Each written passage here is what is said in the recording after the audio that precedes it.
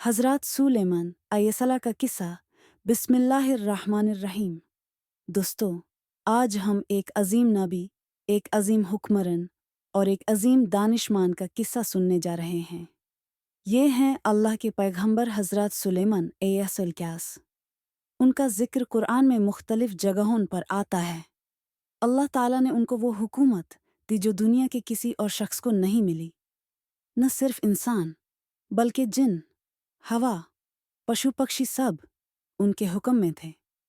लेकिन सबसे बढ़कर उनकी जिंदगी का असल पैगाम था अल्लाह की इबादत और शुक्र अदा करना। बचपन और विलादत हज़रत सुलेमान अलैहिस्सलाम का ताल्लुक़ हज़रत दाऊद अलैहिस्सलाम के घराने से था। आप दाऊद अलैहिस्सलाम के छोटे बेटे थे। दाऊद अलैहिस्सलाम खुद भी एक अजीम नबी और हुक्मरान थे। अल्लाह ताला ने दाऊद अलैहिस्सलाम को ज़बूर दी थी और उनकी आवाज़ इतनी खूबसूरत थी कि जब वो तिलावत करते तो पहाड़ और परिंदे उनके साथ मिलकर तस्बीह करते। इसी रूहानी और इल्म के माहौल में हज़रत सुलेमान की तरबियत हुई। उनकी ज़िंदगी के शुरू से ही निशानियां नज़र आती थी कि यह बच्चा सिर्फ आम शख्स नहीं बल्कि एक अजीम नबी और हुक्मरान बनने वाला है। इल्म और दानिशमंदी। अल्लाह ताला ने हज़रत सुलेमान अलैहिस्सलाम को ख़ास इल्म अता फरमाया था। कुरान में आता है, और हमने दाऊद और सुलेमान को इल्म अता किया और दोनों ने कहा, सब तारीफ़ अल्लाह के लिए है जिसने हमें अपने बहुत से मोमी बंदों पर फजीलत दी। सूरह नामल आयत 15। ये दोनों बाप बेटा अपने इल्म का शुक्र अदा करते थे। लेकिन सुलेमान दाइस की सोचने समझने की ताकत और फैसले की हिकमत बहुत अजीब थी। खेत का फैसला। एक मशहूर वाक़या कुरान में आता है। दो लोग हज़रत दाऊद के पास आए। एक का खेतों में अंगूर था, दूसरे की बकरियां थी। बकरियां रात को उस खेत में घुस गई और सब फसल खराब कर दी। दाऊद ने फैसला दिया कि जिसकी फसल खराब हुई है उसे उन बकरियों का हक मिले। लेकिन हज़रत सुलेमान जो उस वक्त जवान थे, कहने लगे, बाबा, इसका बेहतरीन हल ये है कि फसल के मालिक को टेम्पोरेरीली बकरियों का फ़ायदा मिल जाए, दूध, वूल वगैरह, और बकरियों का मालिक फसल की देखभाल करे जब तक वो वापस पहले जैसी हो जाए। दाऊद ने सुलेमान की बात को बेहतरीन माना। कुरान कहता है, हमने ये फैसला सुलेमान को समझाया और दोनों को हुक्म और इल्म अता किया। सूरह अनबिया आयत 49। यह वाक़या दिखाता है कि सुलेमान वक्त के अंदर छोटी उम्र से ही इंतहाई अक्लमंदी थी। जिन्नत और हवा पर हुकूमत जब दाऊद वाफत हुए तो अल्लाह ने हुकूमत सुलेमान के हवाले कर दी। उस वक्त उनकी हुकूमत का दायरा बहुत बढ़ा। कुरान कहता है कि अल्लाह ने उनके लिए हवा को मुसख्खर कर दिया था। मतलब जब वो चाहते तो हवा चलती और जब चाहते रुक जाती। सोचिए दोस्तों, एक हुक्मरान के लिए कितना बड़ा नियामत है कि उसके सफ़र हवा के ज़रिए हो रहे हो। आज की दुनिया में लोग हवाई जहाज़ों को बड़ी टेक्नोलॉजी समझते हैं, लेकिन सुलेमान के पास अल्लाह का अता किया हुआ असल कुदरती कंट्रोल था। इसी तरह उनके हुक्म में जिन्नत भी थे। ये जिन उनके लिए बड़े बड़े महल, इमारातीन और समुंदरी गोताखोरी करके कीमती मोती निकाल कर लाते। लेकिन जो जिन नफरमानी करते उन्हें जंजीरों में बांध दिया जाता। परिंदों की जुबान समझना। हज़रत सुलेमान इंसान के पास एक और अजीब नियामत थी, वो परिंदों की जुबान समझते थे। कुरान कहता है, और सुलेमान को परिंदों की बोली का इल्म सिखाया गया और हमें सब कुछ दिया गया। ये अल्लाह का वाज़े फजल है। सूरह नमल आयत 16। हुदहुद का गैब होना। हज़रत सुलेमान के लश्कर में हर चीज़ एक इंतज़ामी निज़ाम के साथ चलती थी। इंसान, जिन और परिंदे सब तरतीब से अपने मकाम पर होते।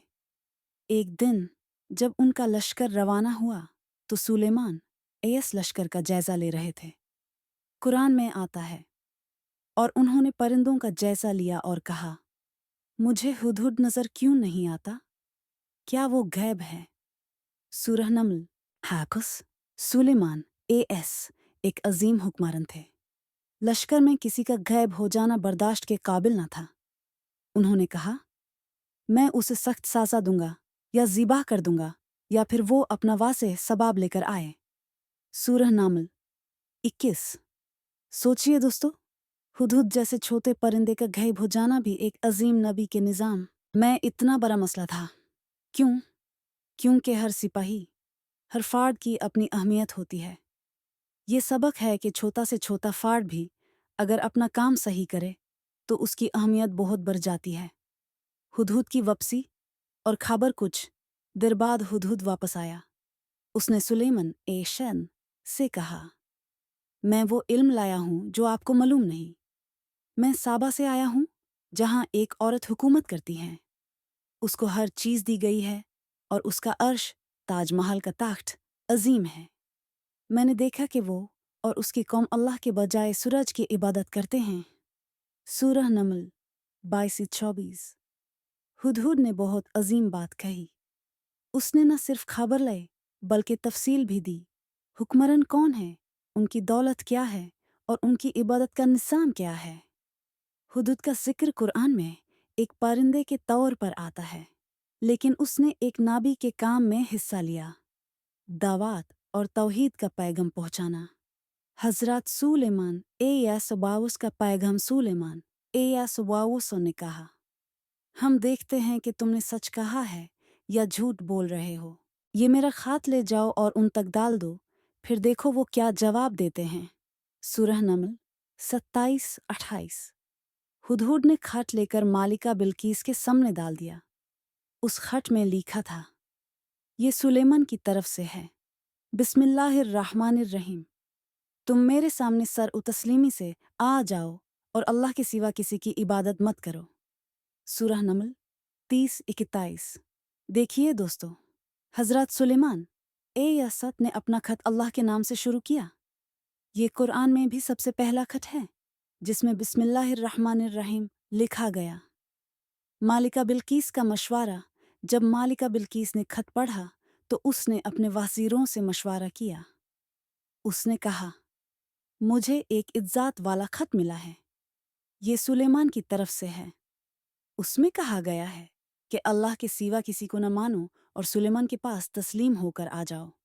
अब बताओ, तुम क्या मशवरा देते हो? सूरह नमल 29-32। वज़ीर कहने लगे, हम ताकतवर लोग हैं, जंग कर सकते हैं, लेकिन फैसला आपका है। सूरह नमल 33। मालिका बिल्कीस एक अकालमंद और समझदार औरत थी। उसने कहा, जब भी बादशाह किसी शहर में घुसते हैं, उसको तबाह कर देते हैं और उसके इज्जत वालों को जालिल कर देते हैं। मुझे लगता है कि हमें पहले सुलेमान की तरफ तोहफा भेजना चाहिए और देखना चाहिए कि उनका रवैया क्या होता है। सूरह नमल 34-35। ये दिखाता है कि मालिका बिल्कीस किसी भी फैसले में जल्दबाजी नहीं करती थी। वो पहले सुलेमान की नीयत समझना चाहती थी। सुलेमान का जवाब। जब तोहफा सुलेमान के पास आया तो उन्होंने कहा, क्या तुम मुझे माल से राजी करना चाहते हो? जो कुछ अल्लाह ने मुझे दिया है वो तुम्हारे माल से बेहतर है। तुम्हारा तोहफा वापस ले जाओ। मैं ऐसे लश्कर के साथ आऊंगा जिसे तुम बर्दाश्त नहीं कर सकते। सूरह नमल 36-33। सुलेमान की बात बहुत वाज़ेह थी। उनका मकसद दौलत लेना नहीं था, बल्कि लोगों को अल्लाह के दीन की तरफ लाना था। अर्श तख्त का वक़िया सुलेमान ने कहा, तुम में से कौन है जो मालिका बिल्कीस का तख्त मेरे पास ला कर रखे उसके आने से पहले? सूरह नमल 28। एक जिन ने कहा, मैं यूस ले आऊंगा तुम्हारी महफिल ख़त्म होने से पहले। लेकिन एक और शख्स, आसिफ बिन बरखिया, जो अल्लाह के इस्म आज़म का इल्म रखता था, ने कहा, मैं एक पलक झपकने से पहले ले आता हूँ। और फौरन वो अजीम तख्त सुलेमान के सामने रखा था। कुरान कहता है, जब सुलेमान ने उस तख्त को अपने सामने देखा तो कहा, ये मेरे रब का फजल है ताकि वो मुझे आजमाए कि मैं शुक्र करता हूँ या कुफर। जो शुक्र करता है वो अपने लिए करता है, जो नाशुक्री करता है अल्लाह बेनियाज है। सूरह नमल 40। सोचिए दोस्तों, यह वो तख्त था जो यमन से फ़लस्तीन तक ले आया गया, सिर्फ एक पलक झपकने में। ये कुदरत सिर्फ अल्लाह की मर्जी से हुई। मालिका बिल्कीस का ईमान लाना। जब मालिका बिल्कीस सुलेमान एसद के दरबार में आई तो उसने देखा कि उसका अपना तख्त वहां मौजूद है। उसे समझ आया कि ये कुदरत सिर्फ अल्लाह का पैगंबर ही दिखला सकता है। सुलेमान एसद ने उससे उसके तख्त के मुतालिक पूछा। उसने कहा, ये मेरा ही है, बस थोड़ा बदल दिया गया है। फिर उसको एक ऐसे महल में बुलाया गया जहां का फर्श शीशे का था और नीचे पानी था। उसने समझा कि ये समुंदर है और अपने कपड़ों को उठा लिया। सुलेमान एस ने कहा, ये सिर्फ शीशा है। तब मालिका बिल्कीस ने कहा, रब्बुल आलमीन के साथ मैं तस्लीम करती हूँ। मैं सुलेमान के साथ मिलकर अल्लाह की बंदी बनती हूँ। सूरह नमल 44। साबक हुदूद ने हमें दिखाया कि छोटा से छोटा बंदा भी दीन की खिदमत कर सकता है। मालिका बिल्कीस का अक्लमंदी दिखाता है कि सच्चाई को पहचान लेना और अपनी गलती को सुधारना एक लीडर की असल खूबी है। सुलेमान एसोस का पैगाम ये था कि दौलत, ताकत और हुकूमत का असल मकसद अल्लाह की इबादत और इंसानियत की रहनुमाई है। जिन्नत पर हुकूमत। अल्लाह ताला ने हज़रत सुलेमान अबाबा को जो नियामत दी थी उसमें सबसे अजीब चीज़ थी जिन्नत पर हुकूमत। कुरान में अल्लाह फरमाता है, और सुलेमान के लिए हमने हवा को मुसख्खर कर दिया जो उनके हुक्म से नरम चलती थी जहां वो चाहते, और जिनमें से कुछ उनके सामने अल्लाह के हुक्म से काम करते। जो उनमें से नफरमानी करता उसको हम सख्त आग के अजाब का मजा चखाते। सूरह सबा 56।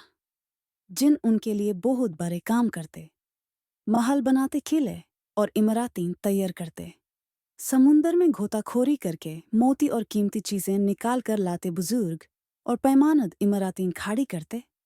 हजरत सुलेमान एयास उन सब को इंतजामी निज़ाम के साथ चलाते। जो जिन हुक्म न मानता उसको जंजीर में बांध दिया जाता। बेहतरीन इमारतों की तामीर कुरान में आता है। वो जिन सुलेमान के लिए जो चाहते बनाते, महल, बुत, बर्तन जैसे हाउस और पक्के हुए देगछे। सूरह सबा 13। सोचिए दोस्तों, आज हम मॉडर्न आर्किटेक्चर पर फाखर करते हैं, लेकिन हजरत सुलेमान एस के दौर में जिन्नत उनके लिए ऐसे ऐसे इमारतें बनाते जो दुनिया के लिए आज भी हैरान कुन होती। यह सब अल्लाह का फजल था। लेकिन एक बात हमेशा याद रही, हजरत सुलेमान एस कभी भी अपनी दौलत, इमारतों या हुकूमत पर घमंड नहीं करते थे। वो कहते, ऐ लोगों, शुक्र अदा करो जो अल्लाह ने तुम्हें दिया है। अगर तुम शुक्र करोगे तो मैं तुम्हारी नियामत बढ़ाऊंगा, अगर तुम ना शुक्री करोगे तो मेरा अजाब सख्त है। सूरह इब्राहिम 7। सुलेमान एस की दुआ। हजरत सुलेमान एस के एक बड़ी अजीब दुआ किया करते थे जो कुरान में भी है।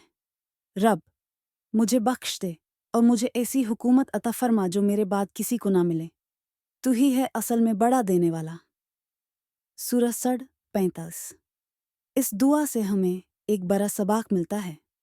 अगर अल्लाह से कुछ मांगना हो तो बड़ी चीज़ भी मांगो, लेकिन जो कुछ भी मिले उससे अपनी कुदरत समझ कर नहीं, बल्कि अल्लाह का फजल समझ कर इस्तेमाल करो। हजरत सुलेमान आईएसएस के पास दुनिया की सबसे अजीम हुकूमत थी, लेकिन वो अपने आप को अल्लाह का मोहताज ही समझते थे।